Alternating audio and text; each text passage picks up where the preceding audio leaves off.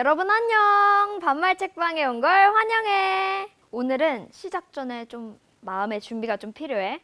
살짝 인내심이 필요한 책이랄까? 일단 좀 두껍고 주제도 좀 무겁게 느껴지거든.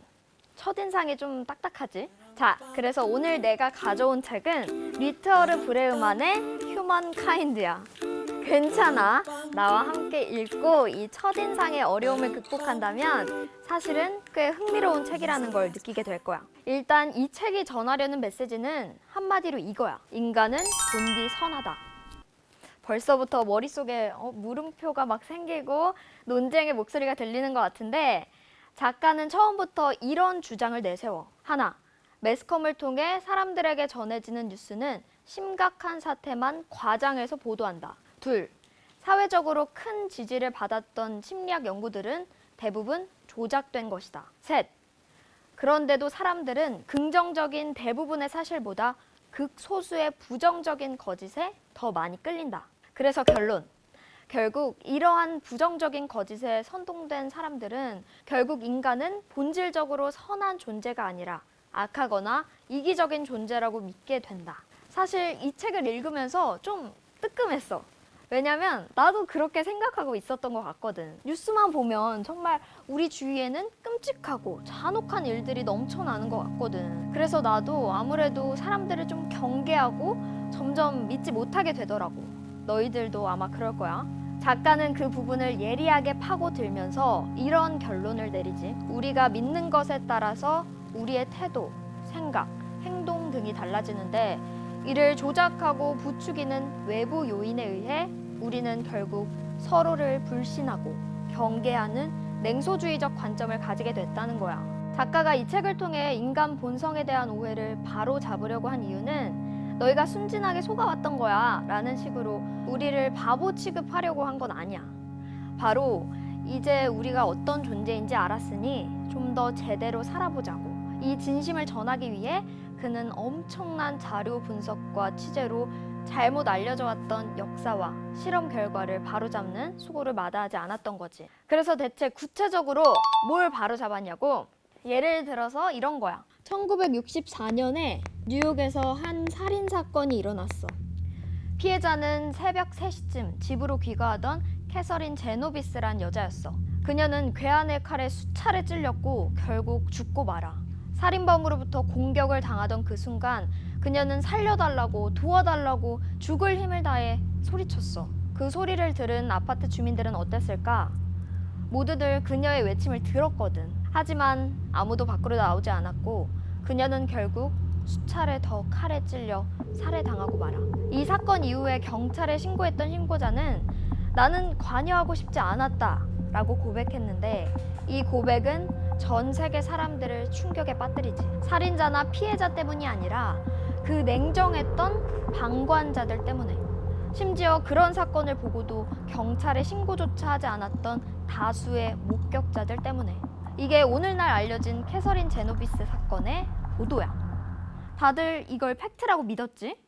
근데 이게 정말 팩트였을까?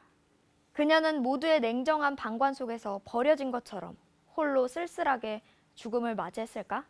아니, 그 뉴스 보도는 사실이 아니었어. 자, 이제 처음부터 다시 살펴볼까? 일단 사건이 일어난 시간은 밤이었지. 모든 건 너무도 어두운 중에 일어났어.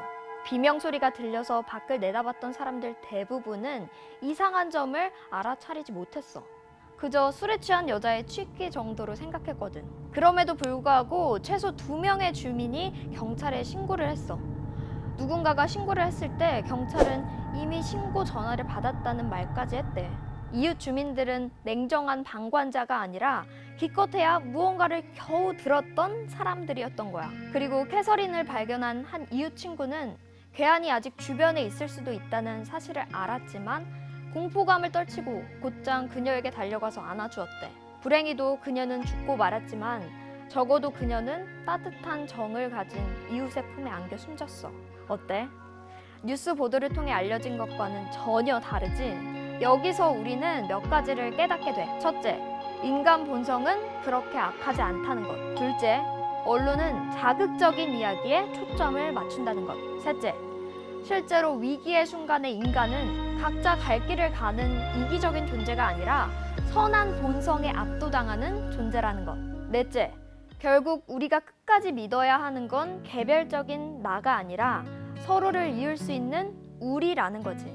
적어도 그러면 좀 더 안심이 되지 않니? 우리가 서로에게 우리일 수 있다는 사실만으로도. 이제 또 다른 이야기를 해볼까? 누군가가 불쾌한 말을 뱉으면 나도 헐뜯는 말로 상처 주고, 누군가가 나를 칭찬하면 호의로 보답하고, 눈에는 눈, 이에는 이가 정당한 대응이라고 생각하는 사람들 의외로 많을 거야. 그게 나름 논리적인 대응이라고 생각하기 쉬우니까. 그런데 이 작가는 바로 이 지점에서 또 다른 새로운 관점을 보여줘. 인간을 부정적으로 인식하면 그 피해는 오롯이 우리의 몫이기에 오른쪽 뺨을 맞았을 때 왼쪽 뺨까지 내어줄 수 있는, 과연 여기서 우리가 한 걸음 더 나아갈 수 있느냐라는 질문을 던져. 너무 동화 속 이야기, 천사 같은 이야기로 들릴지 모르겠지만 실제로 나의 왼쪽 뺨까지 내어준 비대칭적 전략을 적용한 사례를 보여줄게. 노르웨이의 할렌과 바스테이 교도소는 휴양지 같은 시설에 교도관과 좀 자유롭게 소통하는 분위기야. 심지어 교도관들은 무기도 가지고 있지 않아. 좀 충격적이지 않니? 범죄자가 교도소 가서 벌 받고 고생 좀 해봐야 정신 차리지? 라는 생각이 보통 사람들의 인식일 것 같아. 하지만 노르웨이는 달라. 노르웨이의 교도소는 나쁜 행동을 예방하는 곳이 아니라 나쁜 의도를 예방하기 위한 곳인 거야. 어쨌든 범죄자들은 석방되고 다시 사회에서 일반 시민들과 살아야 하기 때문에 교도소 벽 안의 삶이 가능한 한 벽 밖의 삶과 비슷해야 한다는 거지. 놀랍게도 이 시스템은 매우 효과적이었어. 미국에선 수감자의 60%가 다시 교도소로 돌아오지만 노르웨이는 20%, 심지어 바스테이 교도소는 16%였어. 사실 되게 도전적이지? 우리 대부분은 서로를 의심하고 조심 또 조심해야 한다는 강박을 갖고 살아가고 있으니까. 그런데 나는 그렇기 때문에 이게 더욱더 필요한 책이라는 생각이 들어. 이제는 조금 다르게 생각해도 되지 않을까? 서로에 대한 긴장의 끈을 놓아도 되지 않을까? 우리 그동안 날개 숨기느라 좀 힘들었잖아.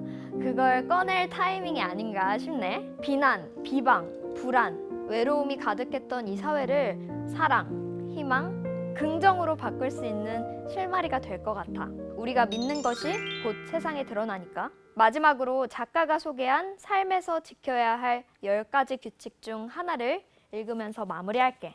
사실 진상을 모르는 것은 냉소주의자이다. 사실 우리는 행성 A에 살고 있다. 사람들이 서로에게 좋은 사람이 정말로 되고 싶어하는 그곳 말이다. 그러므로 현실적이 되어라. 용기를 내라. 스스로의 본성에 충실하고 타인에게 당신의 신뢰를 보여주어라. 대낮에 선을 행하고 자신의 관대함을 부끄러워하지 마라. 처음에는 속기 쉽고 순진하다고 묵살당할 수도 있다. 그러나 오늘 지나치게 순진한 것이 내일의 상식이 될 수 있음을 기억하라. 이제 새로운 현실주의를 위한 시간이 왔다. 인류를 새로운 시선으로 바라볼 때이다. 어때? 이런 생각을 가진다면 세상이 지금보다는 훨씬 더 살아볼 만한 곳으로 느껴지지 않을까?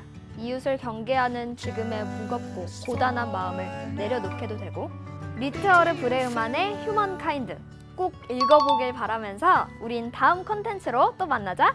그럼 안녕. Dig my heels into